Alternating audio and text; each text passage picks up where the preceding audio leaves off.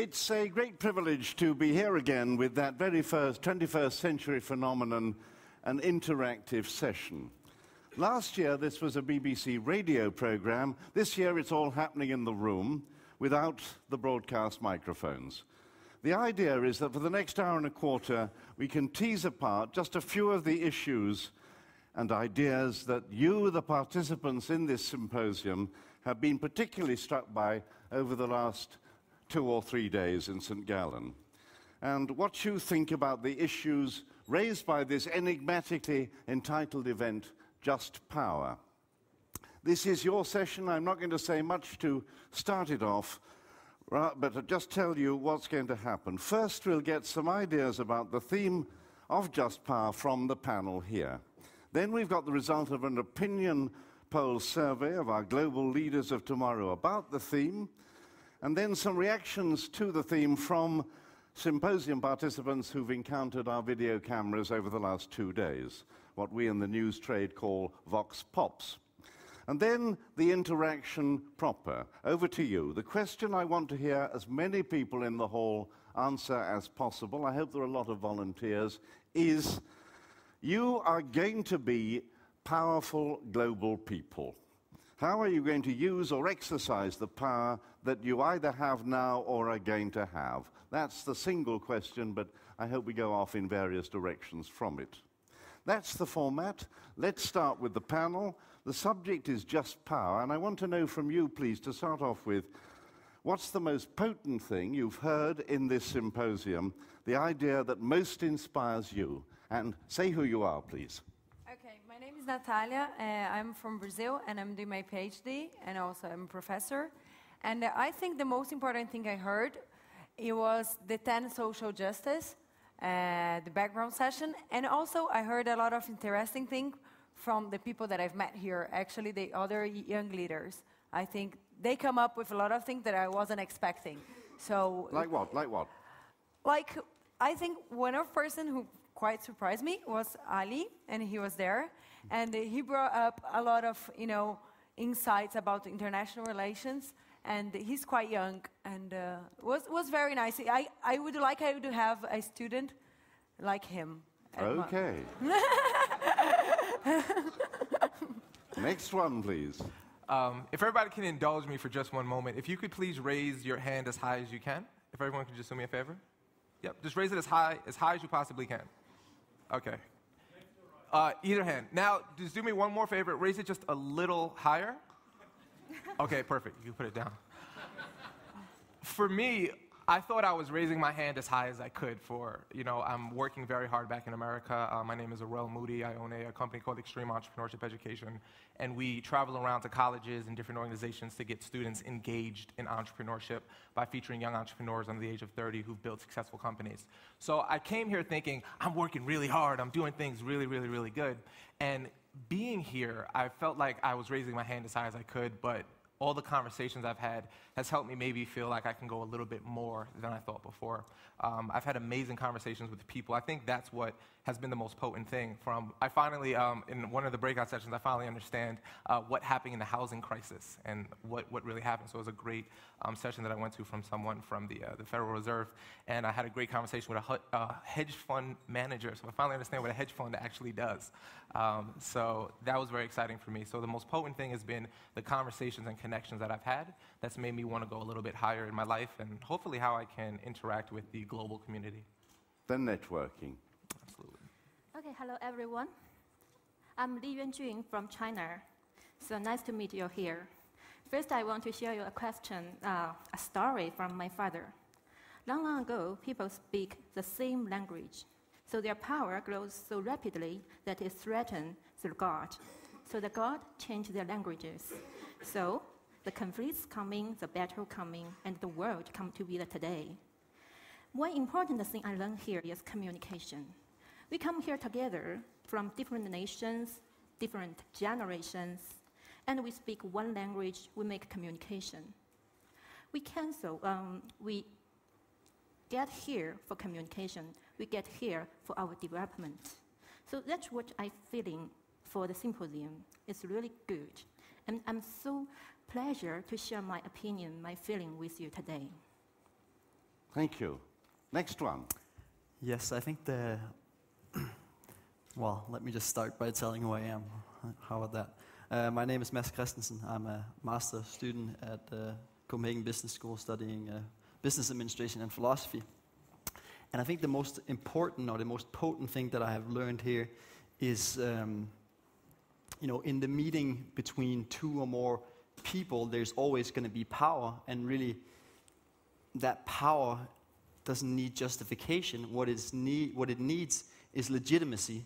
And I think for me, that is why the title, Just Power, is quite clever as it transcends just a definitional discussion of what is power and takes us right into that which is important, legitimacy. How do we legitimize power? And so I think for me the most potent thing has been the way that people have been asking questions about legitimacy. And I think it's a really very relevant topic. Last panelist. Good afternoon, everyone. I'm Rachna Biani. I'm doing my MBA from India. I, like the other fellow panelists, I also found the discussions and the debates very enlightening and very interesting, very engaging. But the one thing that really affected me was the discussion that did not happen, that skirted around the issue, but we never really brought it to fore. And that's more personal to me because I see it every day in my life, and that's poverty. It's true that about half the world's population lives on less than $2.50 per day, and we know that, and we're trying to solve it, but every time we really get there, there is a certain issue that becomes much more fashionable to talk about, to discuss, and we start debating that, we start discussing that, and then we let go of the problems that we already had, and we sort of ignore them, or I don't know, not think about them anymore. And that really bothers me, that this was the pattern of thinking of the leaders of today, that whatever's the first that is foremost on your head, whatever the media is blasting you with, you remember that, you talk about it, you discuss. What about the stuff that was there all along? Why aren't we discussing about that? 22,000 children die every day because of poverty. They are the potential leaders of tomorrow who are never going to get a voice here. So, I mean, when are we ever going to are we waiting for 40 years later to sit on this panel of leaders of today and the students of the next generation ask us why we never tackled the most basic problem that we ever really faced? And addendum to that is obviously corruption, because we have possibly the resources, we have possibly everything that can that we can do to remove poverty, but we're not implementing it because corruption is just a very boring topic. It's not very sexy to talk about it, so we aren't discussing that either.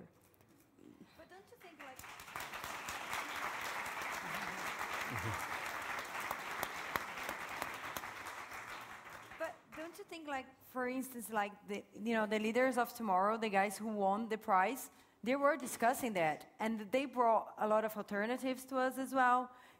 We've seen Marcelo; he was talking about social entrepreneurship, and I think it's maybe we have discussed, maybe not all the time, but I don't know. I think we did in a way. Natalia, I had this discussion with my father. I mean, obviously, before questioning us, I was questioning him. Why do I have to go down in a car and some little girl has to knock on my car window and ask me for money? And the only difference between her and me is that I just got the right genes or the right parents or whatever. And all he told me was that they also had a lot of great ideas about how it can be removed, because at least I can talk from Indian perspective. The program of poverty alleviation has been going on since ages, and I'm sure it's not just an Indian phenomenon. I'm sure it's a global phenomenon. And yet nothing concrete has emerged. Sure, it's happening every day that so many people are being lifted off poverty, and I know that we've discussed it. But why isn't it gone yet? Why does it still have? And now, it's offshooting into income gap widening. It's offshooting, and it's becoming a monster that's sort of reproducing itself. So we'll come back to all this in a minute, but first of all, we've got a big screen survey of you global leaders of tomorrow, carried out by GFS Bern on behalf of Credit Suisse and the symposium a few months ago. Credit Suisse have been doing this in Switzerland for years, and the survey is called the Worry Index. Let's get a rundown on some of the main survey findings from Yannick Miller and Arjun Malay Dahari.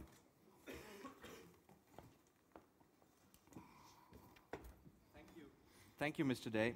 And good evening, ladies and gentlemen, fellow leaders of tomorrow. It's a great pleasure for us, me, Arjun, and my good friend Yannick here, to present to you the results of this year's Global Perspectives Barometer. Now, this survey, as Mr. Day mentioned, is conducted every year since last year in cooperation with Credit Suisse. It's the second time we have done this.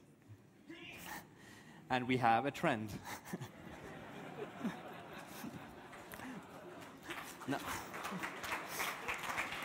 Now, Yannick and I are thrilled to give you some of the results from this year's report. You can see the entire report on our website at stgalensymposium.org/barometer. Now, Yannick and I tried to get a scientific view of the key factors that make up a leader of tomorrow. What makes a leader of tomorrow? What are the characteristics? So, Yannick, why don't you show us the first conclusion? Yeah, thank you very much, Arjun. Now, we asked the leaders of tomorrow where they want to work in the future. And we assumed that they would choose the sector with the most powerful promise. And a staggering 22% want to work in the financial industry. Maybe it's because over 2/3 of the leaders of tomorrow say that there will be an enormous growth in this sector. But we also asked them which sector is the most powerful. And guess what? The financial sector has suffered the largest loss in power over the last years. So here's our first question. Do leaders of tomorrow even strive for power? Is power a desirable thing? Now, it is probably important to look at where power is actually according to. We identified two main areas: military power and the power of the media. And now, Arjun, please take us through the details. Sure. Now, over 90% of the leaders of tomorrow think that military power still defines global politics on a daily basis. It appears that Gandhi's principles of nonviolence aren't in vogue anymore. Now, speaking of Gandhi, the Indian leaders of tomorrow in here think of their country as the most powerful economy in the world, even more so than the Chinese. But if you ask all of the leaders of tomorrow, India won't overtake China or even the US or the EU in the next 20 years. In fact, the biggest loser of global power in the next few years is going to be Japan, according to the leaders of tomorrow. And mind you, the survey was taken before the terrible events this spring. As for the power of the media, we have a couple of interesting trends there as well. The print newspaper is officially the least important source of news for the leaders of tomorrow. Over 90% use the internet as their primary source of news every day. And more interestingly, over 50% rely on Facebook as a source of news every day.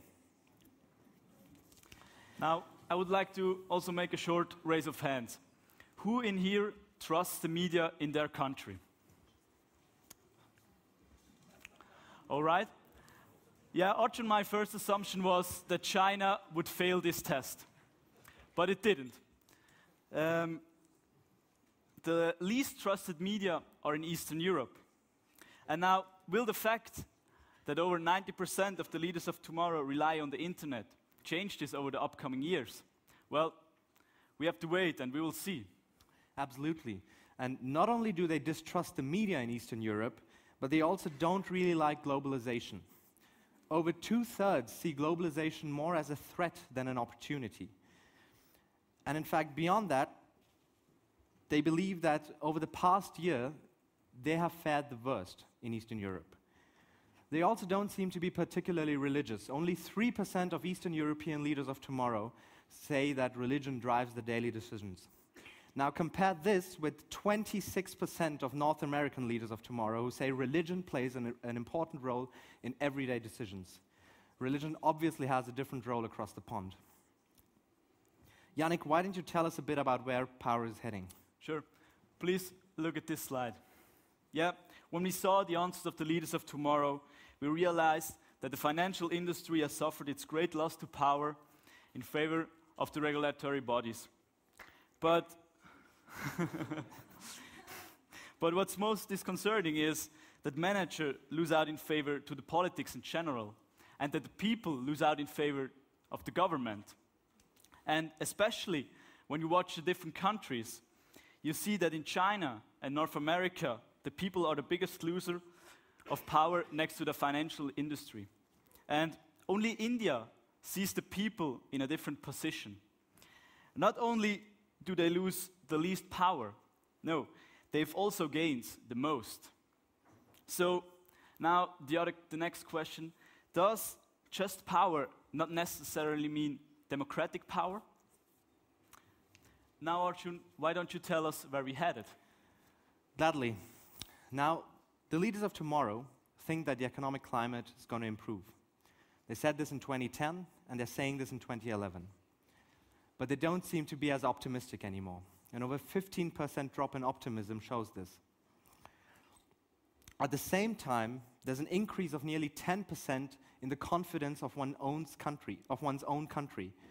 Now, this means that the leaders of tomorrow are unsure about the global economy, but are quite confident that they'll do well in their own country. If we can see the next slide, please. According to the leaders of tomorrow, we seem to need fundamental reform in our political systems. Over 75%, 3/4, say this. The Global Perspectives Barometer 2011 paints a picture of the leaders of tomorrow who seem to be volatile and change their opinions and decisions quite quickly. And so let me be frank. According to our survey, leaders of tomorrow are individualists, tend to be a bit materialistic, and they like to have power, be it just or not. Now, we need answer. So let's hear from you guys. What do you think? Thank you very much, ladies and gentlemen.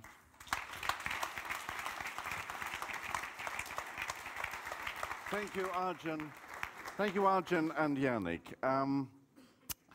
Now, the symposium's excellent TV people have been buttonholing symposium attenders and asking them what they are going to do with the undoubted power they have now and will have. And here are some of the results.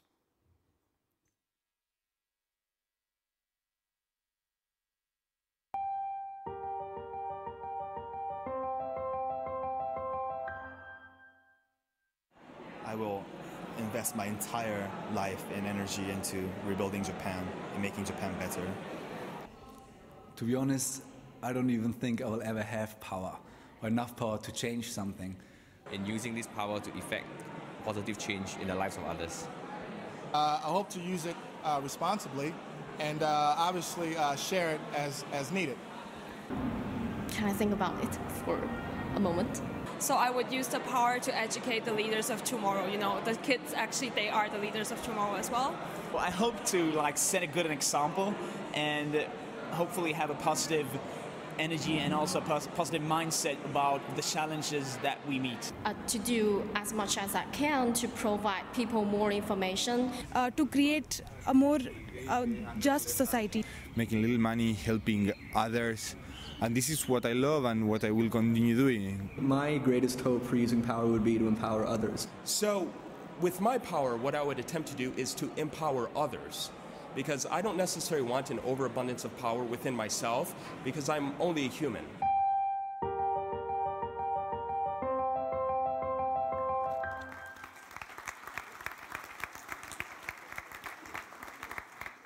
Quite modest, that. And look at the symposium's web reporting. It's jolly good.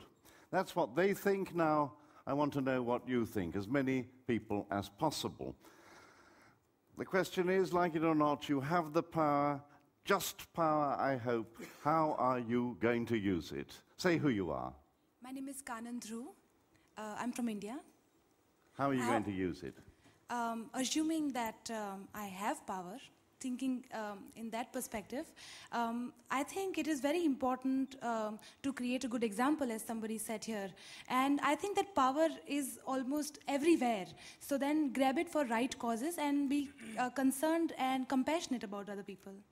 This sounds too goody-goody to be true. I'm going to be the tempter. You have the chance to earn a lot of money somewhere with your fluency and personality and sector and knowledge and all that kind of thing. Are you turning your back on that? You know, money and fame and everything is not something that one can achieve at one point of time. only. That is something that will gradually come in life, you know. So I think believing in what you believe in is a very strong force. And if you just adhere to that, then obviously everything will follow. Tempting didn't work quite, did it? Okay, next one, you are. My name is Merit Berhe from the Fletcher School of Law and Diplomacy in Boston. And you want to do with your power? Honestly, I'd rather just change myself. I don't think I'm in a position to lead anyone or any group of people at this point in time. But I mean, as far as power of money, I think, to be honest, a lot of people want it. I do as well. I want to be powerful and make a lot of money as well. But the point that was reiterated in the symposium is to be responsible in how you use it. So I think that's key. So what are you going to go back to Tufts and tell people about this experience? You should definitely come to St. Gallen Symposium and write an essay. Okay, you are. Karen Rodrigues from the Indian Institute of Management. And you are going to be powerful. What do you want to do with it? You want to work in business. You want to be a business person. No, that's not right. I kind of gave up my opportunities to work in business, to work in academics, which in India is not as high paying. So what do you want to do with the power you're going to have? I think especially what the discussions and so on threw up, which is very heartening, is that in my generation, there seems to be an increasing reconceptualization of the concept of power, because when the leaders of today were standing up and talking of power, they seem to conceptualize it more as military domination or economic domination and so on. And what I saw, and that's something that I subscribe to as well, is that we were constantly challenging them to re-examine their conventional notion of power. It's not about the domination of one group of countries or the shift of domination from one group to another, but what we seem to have been pushing for, and what I would like to align myself to, is for a conceptualization of power that takes into account the differences and the sensitivities of different countries in the international arena. And so, when we are talking about a more equitable distribution of power, I wouldn't like it to just merely include India in the Security Council or Brazil in the Security Council, but I would think that if I could influence policy, I would change the conceptualization of power from a partnership between equals to a partnership between the stronger countries and the weaker nations. Because Africa needs a lot of help and representation. South America needs a lot of help and representation. They're not getting it. And you were aware of a generational you were aware here on the platform and on the floor and outside in the networking of a generation gap, were you? Yes, definitely. And I think our generation is pushing for the better. Our generation, all the leaders of tomorrow that I spoke to were very deeply concerned about the desperate political and social problems that they had in their own space.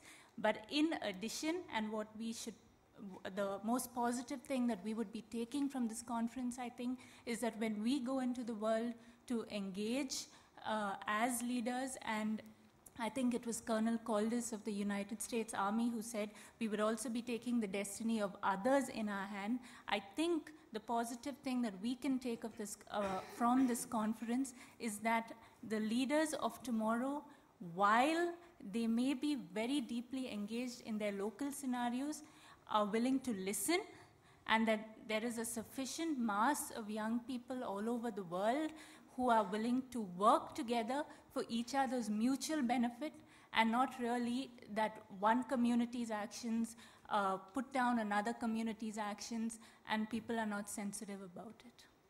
Thank you. You're going to out-idealize her. You are. My name is Juan Camilo Borges. I'm from Colombia. Yeah. And I agree with all of our friends here, fellow leaders of tomorrow, in the sense that we are not enough. We are just not enough. We're going to face the challenge of raising the bar for half of the planet. We are not enough. We need to empower others into doing better than we have been doing. Yeah, but does it mean you're going to something idealistically, a not-for-profit, a social enterprise or something, or does it mean you change the world by going into the existing ropey organizations and changing them from within? I think that the real challenge is engaging younger people, even those that are 12 years or younger. So we have to engage in those ones that right now don't have the nutrition to get to the development, and those who do not have the education to gain a technical ability that will allow them to create even more change. Okay, you are. Hi, I'm Ali Wine. I'm from the United States. And you introduced us right at the beginning. I tried. And have you been surprised by what's happened here? Have you changed your mind during the 2 days of the conference? Sure. I think that one of the most powerful experiences I've had is interacting with people from all over the world. And, you know, working in the United States and researching in the United States, it's very easy to get the sense that, you know, America is the world and you live in an America-centric bubble. And it's very important to understand that there are people of different perspectives, different communities, and that actually helps to make the United States' policy more informed and more engaged. Have you changed your views about anything as a result of the encounters?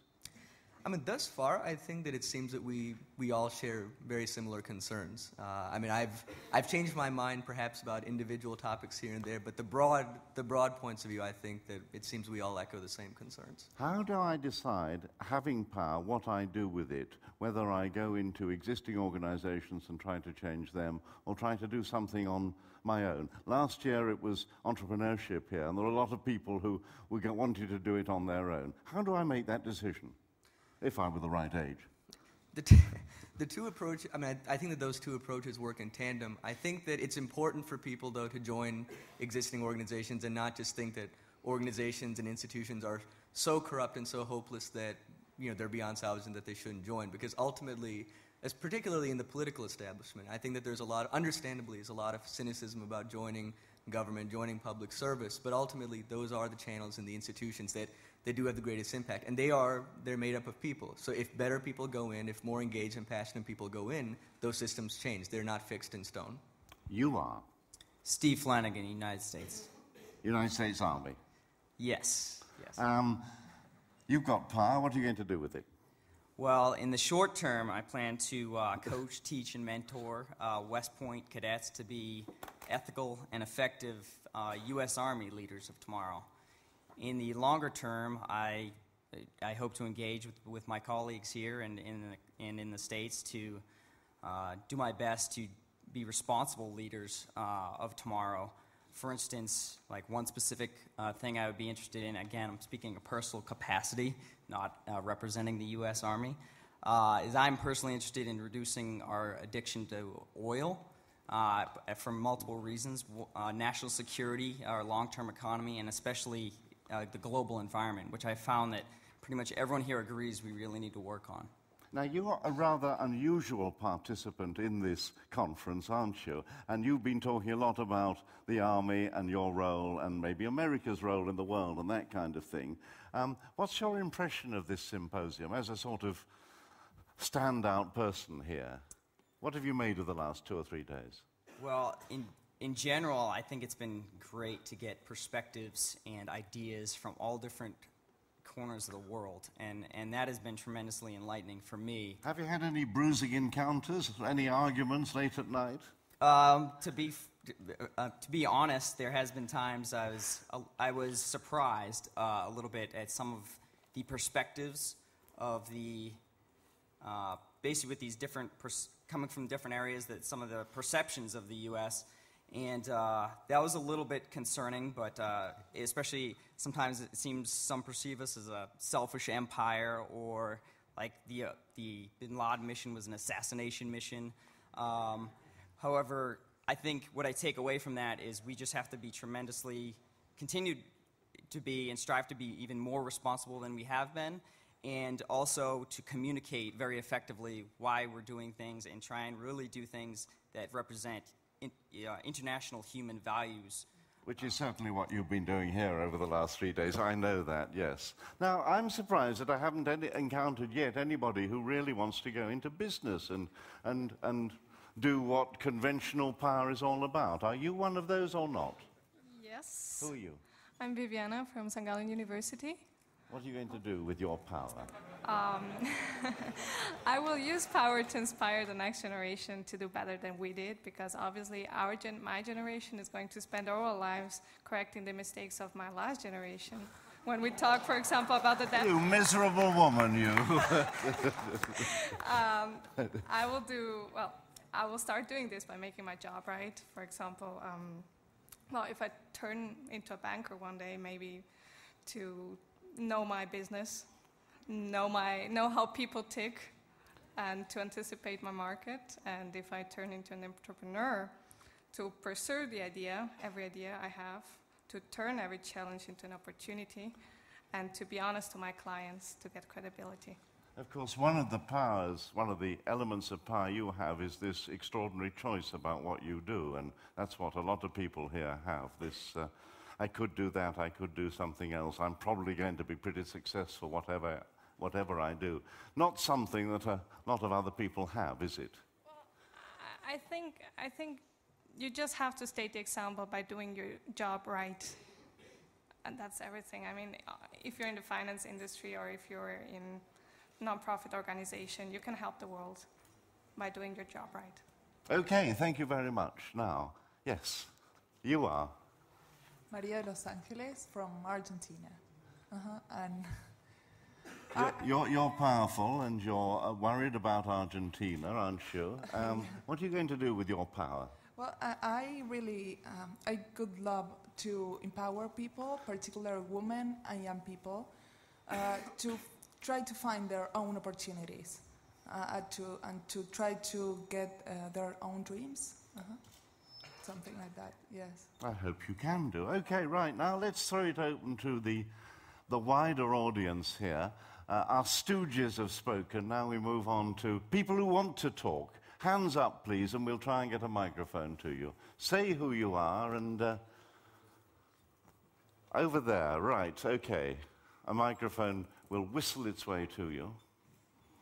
You are? Yeah, I'm Steve, and I come from New Zealand. I'm originally from India, and I used to live in the United States before. So I'm doing a PhD in bioengineering at the University of Canterbury. And I feel power is more systemic than, it's more at the I mean, when something gets corrupted, it happens from the systemic level. So what I mean to say is, if there is some kind of crisis in an institution or a system, I think it's not because of a few bad apples, but of the entire, of the entire barrel. You mean institutions tend to corrupt, organizations tend to corrupt, businesses tend to corrupt, as they are, because they're organizations? Well, what I feel is, what actually tends to corrupt is the ideology that is created by the system. Definitely, I would say it's more institutional than at the individual level. Get out of that, then. How do you get out of that? Okay, how do I get out of that? Well, I believe it might be a bit more philosophical, but I believe is every one of us in the system has the ability to become a leader. It's what I would say citizen leadership. The second thing is that it's the non-diffusion of responsibilities. What happens is, when the economic crisis happened, no one had before the crisis, no one had a clue that, where the money is coming from and where the money is going to. And, there is a popular saying is, as long as the music is playing, we're dancing. So what I feel is, if we don't diffuse our responsibilities onto others and try to take, try to take care of whatever is happening. And the second thing is, try to question the rhetoric.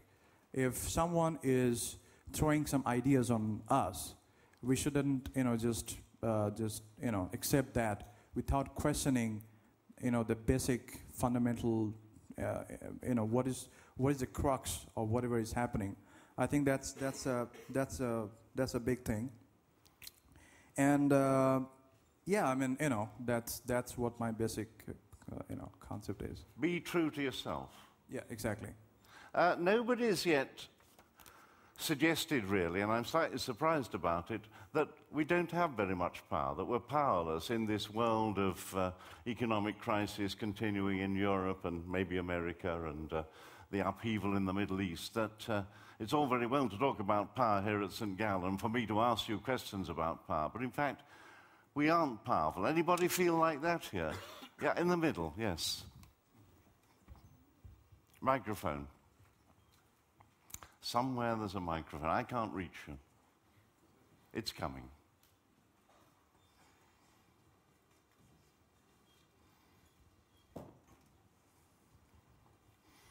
Hello everyone. My name is Kelly. I'm from India and I'm studying at University of Oxford. I do feel powerless mainly because of the fact that I'm still, we are all leaders of tomorrow, so it means that right now we are probably less powerful. And I think I see it as a very good thing, because I think what is really important is how you obtain power. And I think that if we actually ensure that, people who are younger today ensure that they are obtaining power through the right means in a just way, then perhaps we won't have to worry too much about just power in the future. That's a bit complacent, though. You mean don't take part in a revolution or something like that? What do you mean by that? Basically, I mean that power is a good thing, but there's also something like a lust for power. And it is not only that you need power to influence change, but it also matters how you obtain that power. So if you're already doing a lot of wrong in order to obtain power or sustain yourself in power, then it's a bit counterintuitive. What about joining a business and with the intention of bettering business in general, but having to go through the mill of not particularly liking the things the business does on the way up? That's the sort of compromise one has to make in the real world. We've heard a lot of idealism here, and I think as soon as people get home from St. Gallen, they're going to rethink some of the things they've just said. I'm not sure if I can actually relate to the business example, but if you look at politics, if someone wants to join politics in a country like India, it's possible that there will be challenges on way, and there will be decisions that someone will have to take in order to, for example, to be corrupt or not. And if one becomes corrupt, it's possible that the person will gain more influence or more power. Then I think these are the challenges that we need to think about before thinking what one would do if one is already powerful. Thank you very much. Anybody here think that you want to go into business to make money, then you can do things with the money you make that will have a very beneficial effect on society? I'm surprised we haven't heard anything from the business persons who must be lurking here somewhere in a business school. You.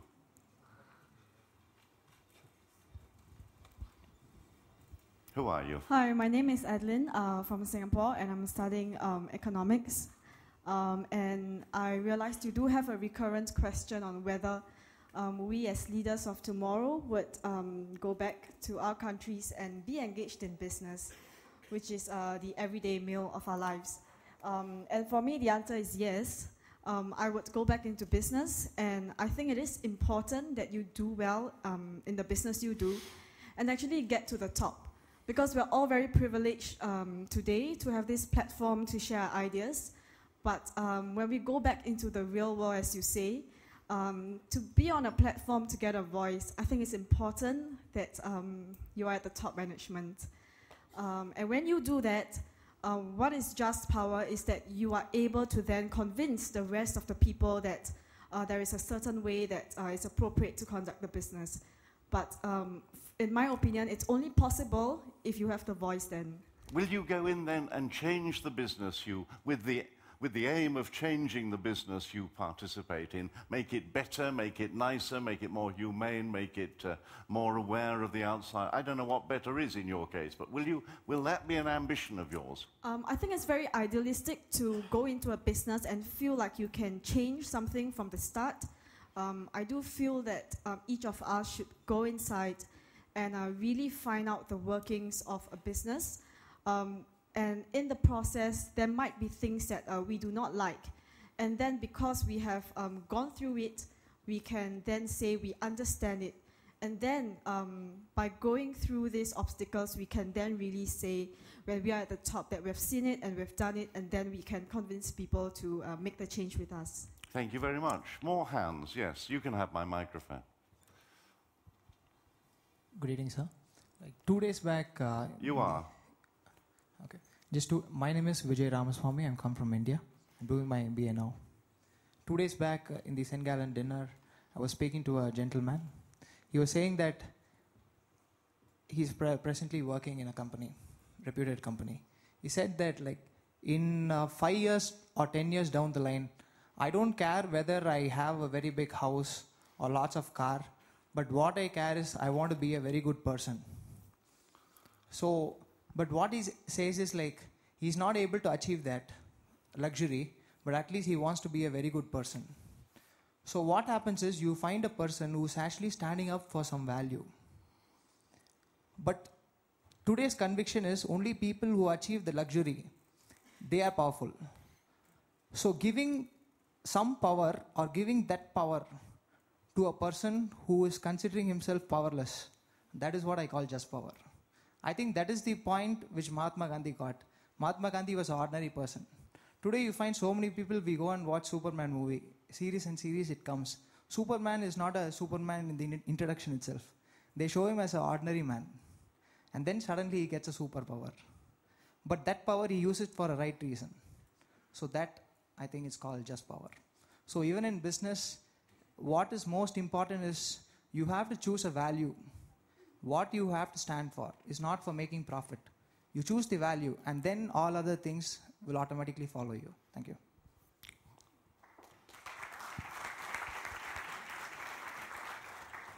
Hi, I'm Jacob. I'm from Germany. I'm studying in Dresden, and I just wanted to say that I think that power for the leaders of tomorrow also includes the ability for self-criticism, because from time to time in the last 2 days I missed a little bit self-criticism of leaders of today, I have to say.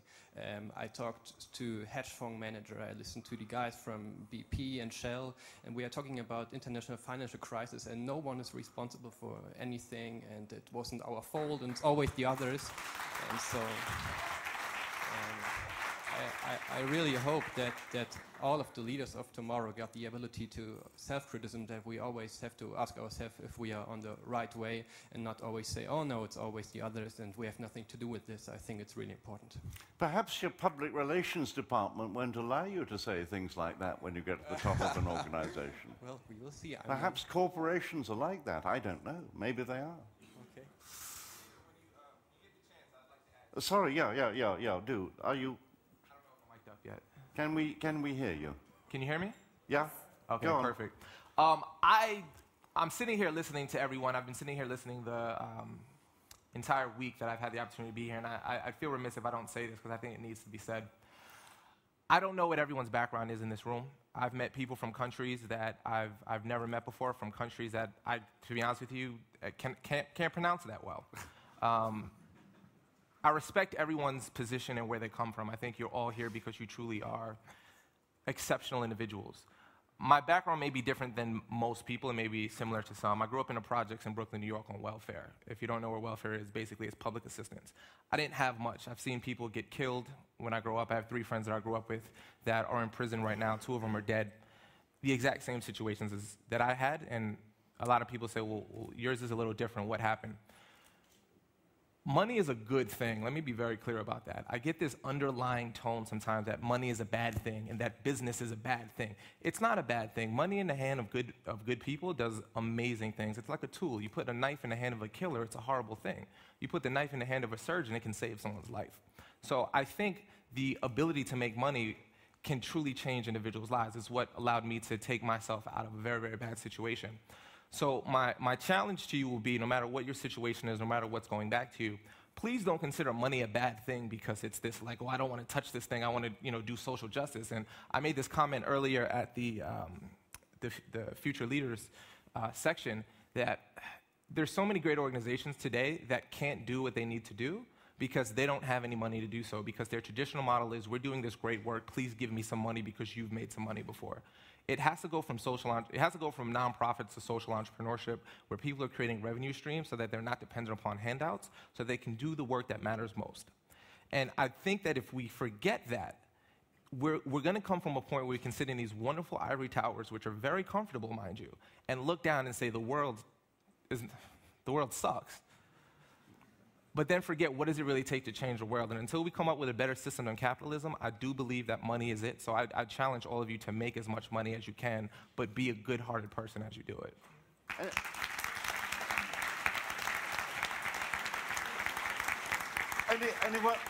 Anyone else on the panel want to say something more about that before we go back into the audience? Yeah? Because I just said that I agree with him, because being in business is about empowering another person to earn money and hence make their own choices. It's like if you give a fish to someone, then they eat for a day. But if you teach them how to fish, then they're able to sustain for life. So I personally totally agree. And a lot of times I thought the same thing, that why do we think that money is a bad thing? It's a very important thing. It's very essential for our survival. And I think it's a good thing if we are able to make money for ourselves, as well as at the same time employ people so that they'll be able to make decisions with their lives as well.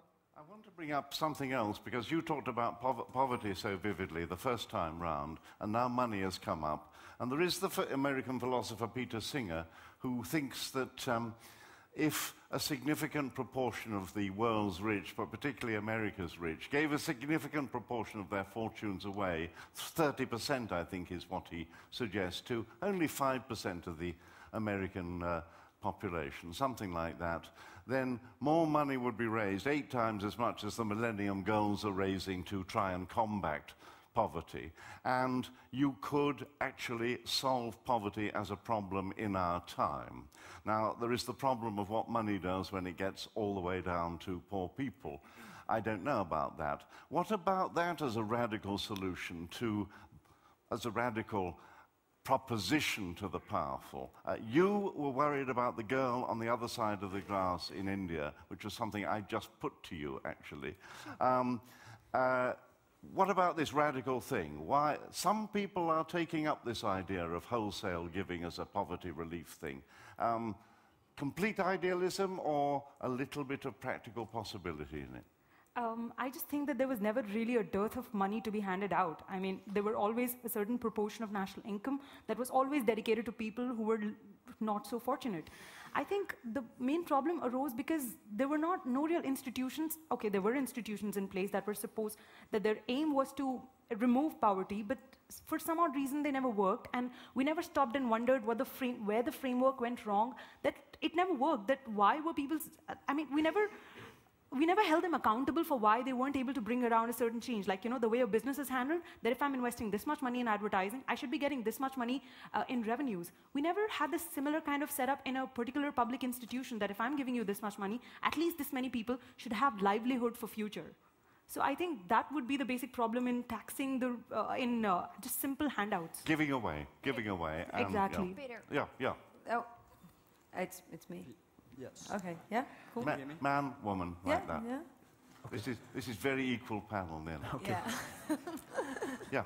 I think there's something inherently problematic about just giving money away, and it comes back to my earlier point about legitimacy, because who are you to decide who's going to get the money? So I think there's, coming from a country like Denmark, there's certainly a reason why it's no secret, we pay a lot of tax. But, we have a democracy that's legitimized, and hence the distribution of money is something that we have decided as a people, as a country. And I think this idea of simply donating as a private person, there's absolutely there's not anything particularly wrong with that, but it's not necessarily a legitimized way of distributing money. So it's problematic, at least.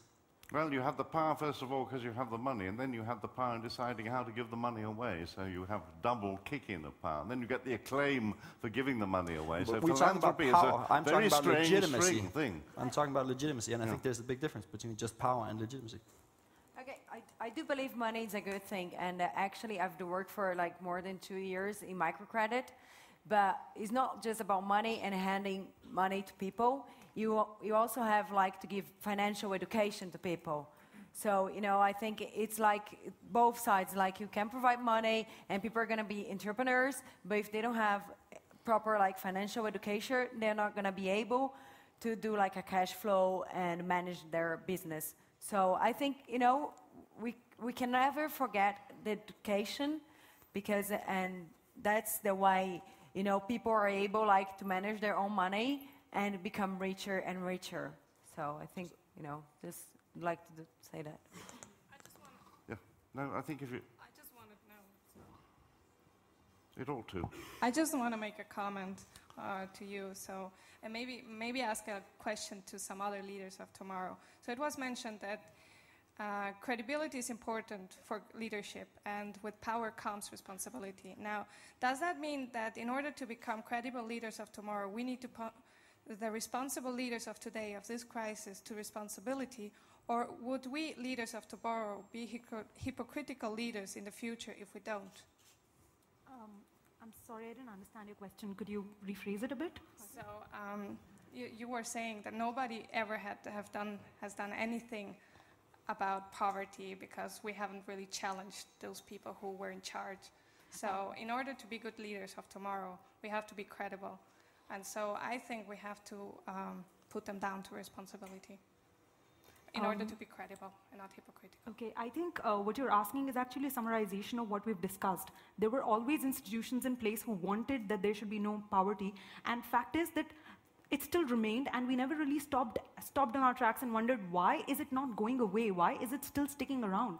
And as for being credible, yes, it comes around, as somebody commented, that, you know, the way the leaders of today are not that self-critical. I think we might just inherit the same pattern and not criticize ourselves either. So we definitely have to be credible. We definitely have to question our own motivations and our own intentions as well.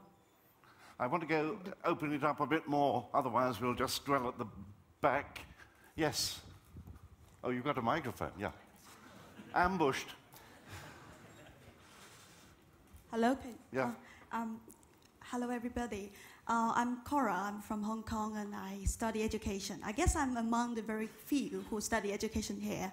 Over these several days, I have been talking to bankers, I've been talking to economists, and I was a teacher, and I'm going to be a teacher again later this year. I feel that I'm sort of powerless, you know, talking to all these people who are making money, who are generating money, and I constantly feel like I'm quite powerless. But after talking to different people, you know, sharing all these wonderful ideas and from people from all parts of the world, I feel that I'm sort of empowered, and I see the power that I have in my hands. What is it then? What is it that? Well, you know, I constantly spend my time dealing with young people, and I get inspired by, for example, our winner. He encourages young social entrepreneurs, and I also remember that some people talk about how we can empower young minds, but it appears to me that very often it's ignorance that breeds conflict. It's ignorance that breeds greed.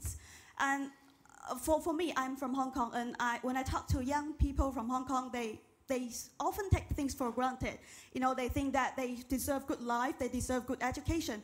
But after talking to all these people here, you know, when I listen to the conflicts in the Middle East, when I listen to all these bombings from, you know, in certain parts of the world, I feel that we should all feel thankful, but at the same time, we should educate our young minds. We should tell them that, you know, there are all these conflicts, there are all these problems in our world because we don't have enough communication. Because some people tend to be a bit idealistic. When they talk about power, they think, okay, when I have power, I will do something. But what about when you don't have that much power? What can you do? What can you do with what you have, you know, at your hand? As a teacher, I don't have a lot of money. I don't have a lot of power. But when I talk to my students, I envision, I try to give them, you know, a more complete picture of our world, and I want to encourage them to talk to, you know, their peers, talk to even leaders of today. As a teacher, you probably have extraordinary power, of course. Thank you. More hands. Peter? I want just at the outer edges of civilization there, please. The microphone's coming. We'll go over this side then. Oliver from Singapore. You are? Yes. Oliver from Singapore. I think Just Power, identifies two aspects. One, having a dose of idealism. How do you feed 7 billion, 8 billion, 9 billion people and increase the quality of life? And also an element of responsibility. How do you actually make sure that people and leaders are held accountable? And I think to build up from our friend from India, who has shared about teaching a person how to fish, I think we should not just teach a person how to fish, but how to teach a person how to grow and farm more fishes, so that we can feed not just the person, but also the entire village. That's education again. That's education. It's not just as education. power. It's not just education, but it's also in businesses. It's also in politics. It's also in so many areas of society. And I think that is what Just Power should probably be, not just in terms of teaching, but also empowering. What do you do? You come from a very interesting society, Singapore. What are you going to do with your power in Singapore? A golden chosen boy in Singapore. I mean, I'm helping out and serving in a non-profit, in the YMCA, but also I'm also a business student doing political science. And will you change that non-profit into a profit? Will you become a business person in the end? I think I would do both, serving the community, but also trying to earn money in a responsible way. Thank you very much. Over here, yes.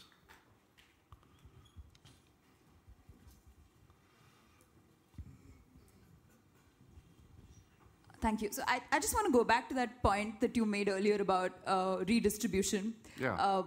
I mean, obviously, I don't think that it's quite realistic to expect that we distribute income that everyone has amongst the people in the world. But I'm thinking... It's just imaginable. It is just possible theoretically that would happen. Yeah. I understand that and I appreciate it. So I'm thinking of what would you do to make the people who have the money to want to sort of distribute it to others or to incentivize it? So, I mean, I was thinking that maybe you could design systems where you tell them that you put money in something that seems like it'll help others, but that it'll earn you money as well. And I'm going to give a very sort of crass-sounding example of this, but there are some slums in some parts of Bombay, and what they do is they have this slum tourism sort of thing where they get people in and they show them around the slum. And you pay some money for this, and a portion of that money is distributed in that slum, and at the same time, it's a form of tourism, and it makes money for everyone. So, I mean, I thought that this is a way to incentivize people who have the money to want to give it to those that don't. The other point that I wanted to make was that maybe it's important for us to sort of choose our battles, and I mean, it's a great thing to think that you want to change the world at large, but maybe if you just choose things that you think you believe in more importantly than others, that might also help. Some of you are going to be very rich, very, very rich. Bill Gates and Warren Buffett have joined together to give away large sums of money for very specific and entrepreneurial aims, solving malaria, tackling HIV/AIDS in Africa, those sort of things. And those stories are going to be told more and more, I think. And there may be a great wave of philanthropy emerging from the huge numbers of new rich that have emerged from, say, things like the techno boom in the last 20 years. So the stories that people tell about philanthropy may be very good ones in changing the world. It may be, yes, slum tourism, which is a drop in the ocean, but it may be also great big projects with very particular business drives to get things done. It needs examples, though. When Buffett and Gates went to China in November, October, selling the idea of philanthropy, there were a lot of very deaf ears in China. Hasn't reached that stage yet, but it may have done in other parts of the world. So we can't be too sniffy about money, can we? If everybody went into social entrepreneurship, we might not get very far if the big sums were left behind. Yeah. Over there, right at the front. Yes? Yes, so maybe one moment. You cannot hear us. It's coming. I just want to touch a little bit about... You are. My name is Linda Anna, and I'm from Ghana. I want to touch upon the whole idea of, like, wanting to change something, or wanting to, I guess, effect change, and also being a business owner. I started my own business in 2006. And when I first started, my goal was to inspire young African women living in the United States or, abroad. And I wasn't too focused on making money because my goal was to inspire. Now, 3 years down the line, of course, my goal was just inspire, put information out there, empower women, but then the money wasn't coming. And so I had to sort of, restructure everything. But now, after 4 years, I've gotten to a place where I now believe and understand that you have to get to a place where you're really centered and know what you're doing. If you're very passionate about effecting change, you have to get to a place where you understand what you want to change and then find a way to merge that with your, I guess, the business side of things. And so I think they can both go hand in hand, but you have to get to a place where you really know what you're doing and successfully merge those two. So, yeah. Of course, we know from conventional startup businesses that the majority of them fail. Yeah. Now, the trouble with social entrepreneurship operating on a similar sort of scale of failure is a lot of lives and hopes are bruised by that experience, even more than the conventional business experience. Yeah. Failure is a very good way of getting things right the second time, but you leave a trail of disappointed people behind you and disappointed lives, don't you? Yeah, definitely, yeah. And, I mean, it's been almost 5 years now. And at some point, I just wanted to let it go because I was tired of not, making revenue. But at this point, I have gone to a point where I know that I had to go through that process and that phase to, I guess, emerge stronger and believe in my cause. And so, yeah. So and in your case, power was doing what you could do and finding you could do, wasn't it? Yes. Do better than anything else. Right, and I also want to add that power has nothing to do with having money. Because when I first started my business, I did not have $10,000 to start it. I had nothing. My family helped me start it. But I didn't start with even $1,000. And yet I was able to, it's just amazing when I get an email from a woman telling me, hey, I've been very inspired just reading an article on your website or, just reading something that someone published on your website. And so I think when it comes to power, power has nothing to do with having a certain amount of money. Yeah. Thank you very much. You are. Hi, my name is Farah. I'm from the United Arab Emirates. And I kind of relate to my friend who just talked about Hong Kong and how everyone is expecting to have a luxury lifestyle and having the best that there is. Maybe because in the UAE, people are brought up, they were born into such a rich society that they don't know any other. But after talking to many fellows over here, and I realized that the UAE is being studied as a place that might not be treating the unskilled workers very well, like the laborers, the people like in general who come and want to work but don't have their proper education. And as a leader of tomorrow and being able to have the power, I think I would shift the thoughts, or I'll try to shift the thoughts in the country from the people and let the people understand that those people who come to develop the country, that without them, we're going to need a lot of work to do in order to reach where we are. It's true that they are unskilled, but because of what they are doing, the UAE has such a recognizable reputation across the world. Thank you very much. Thank you. Well, it's really time to wrap up now. So, panel, I'd like to know a little bit about what you make of what you've heard, and yeah. Yeah, okay, thank you, everyone. Now you can hear my voice. Actually, after I hear about so many words, I have a strong feeling that I want to remind every leader of tomorrow here. One aspect is there are many programs that are existing today. But when we challenge about the leader of today, we must think of that. We are enjoying the wealth they have created. So that's why we can survive. So we also need to pay the bill for tomorrow. And otherwise, someone say, okay, I'm maybe powerless. But actually, we have the most valuable wealth. That is, we are young. We have energy. But also, they also have their wealth, that is, experience. But one difference is experience can be repeated. can be learned, but young, maybe not. Don't tell me about that. Sorry, I didn't mean to. Okay, so value it, and make use of it, what we have today, and make our contribution for tomorrow. That's what I want to say. Somebody else. I don't know. I think we've been talking about like leadership and individual power, and I think there are another way of power as well. It's like collective action, and sometimes if you want to change something, we actually might be able to change ourselves, like just myself. So we might need help, and I think the leaders of today have to remember that and stick together, to do something better in the future. Sum up, please. And I'll sum up by saying that the only reason why the leaders of tomorrow have the privilege to say the things that we say is because of what the leaders of today have been doing for all of your lives. So I want to say thank you to all of you for allowing us to have the ability to do so and grow. Don't forget that, and don't forget that the more you put the rubber to the road, the better off we'll be, the better off your grandchildren will be, our children. So please don't leave here and think, wow, this was great, we have just power. Put that just power to make sure that the rubber is actually touching the road. That's going to be the most important thing from this entire world, literally, that's in this room. Closing thought. I'm going to comment on what I just heard, and while I think there was a lot of admirable comments, I find it quite paradoxical that we in this forum with so many business leaders just talk about social entrepreneurship and donations and philanthropy, because there is nothing wrong with conventional business insofar as those businesses address real existing needs rather than simply creating new ones. It's called sustainable business. There's strategic CSR.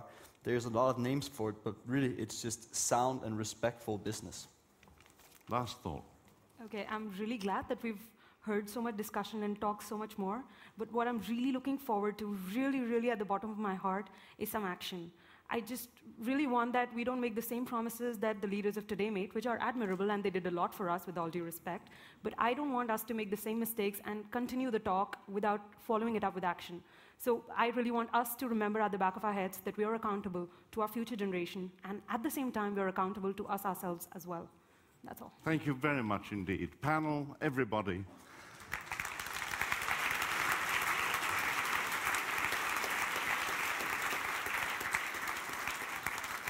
130 years ago, the great British writer Lord Acton said, "All power tends to corrupt. Absolute power corrupts absolutely." I hope that what we've heard today and what you've learnt over the past few days gives us a little chance that that sweeping statement may not always be true. Thank you very much indeed.